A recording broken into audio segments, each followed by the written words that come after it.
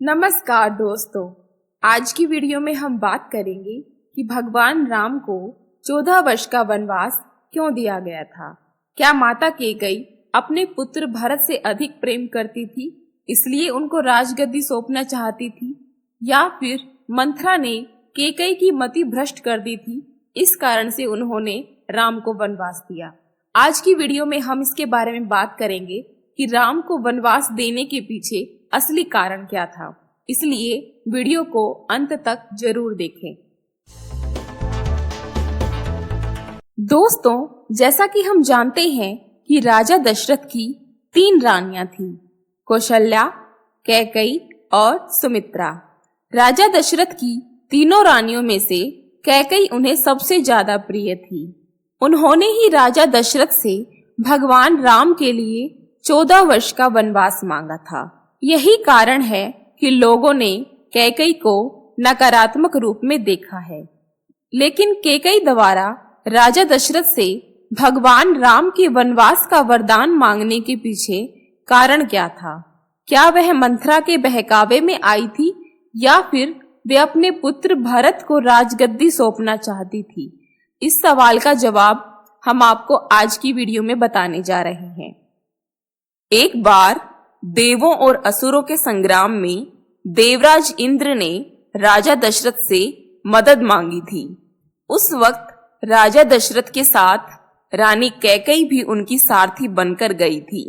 युद्ध भूमि में रानी कैकेयी ने राजा दशरथ के प्राणों की रक्षा की थी, जिससे खुश होकर राजा दशरथ ने कैकेयी से 2 वरदान मांगने को कहा था, लेकिन कैकेयी ने कहा कि वह समय आने पर वरदान मांग लेगी।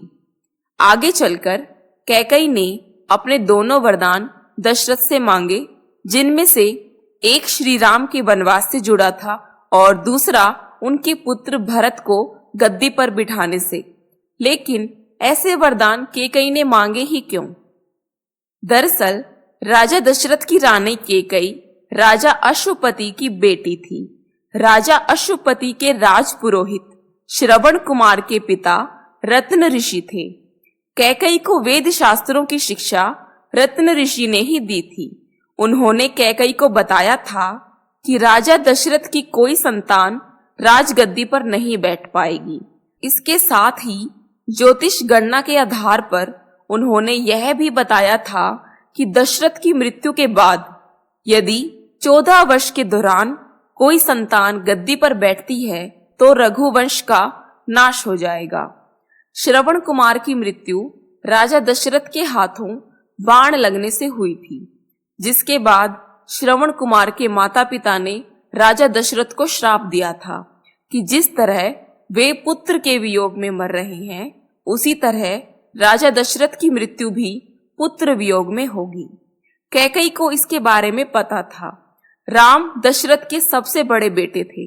राजा दशरथ की मृत्यु पुत्र वियोग में होने का मतलब था कि राम की मृत्यु। कैकेयी राम से बहुत प्रेम करती थी और उन्हें खोना नहीं चाहती थी, इसलिए उन्होंने राम के लिए 14 वर्षों का वनवास मांग लिया। कैकेयी यह भी नहीं चाहती थी कि राम रघुवंश के नाश का कारण बने, और उन्होंने यह वरदान मांगा कि भरत को राज्य दे दिया जाए। प्रभु श्री राम ने कभी माता कैकेयी को गलत नहीं कहा। साथ ही जब भरत ने अपनी माता को कटु वचन कहे तो भी प्रभु राम ने उनको रोका। तो इस प्रकार हम देखते हैं कि माता कैकेयी ना तो मंथरा के बहकावे में आई थी और ना ही वो भरत को राम से अधिक प्रेम करती थी। रत्न ऋषि द्वारा की गई भविष्यवाणी और दशरथ को मिले श्राप के कारण कैकेयी ने ऐसा किया था। इसी तरह की वीडियोस रोजाना देखने के लिए वीडियो को लाइक करें, शेयर करें, चैनल को सब्सक्राइब करें और घंटी के आइकन को दबाना ना भूलें। धन्यवाद।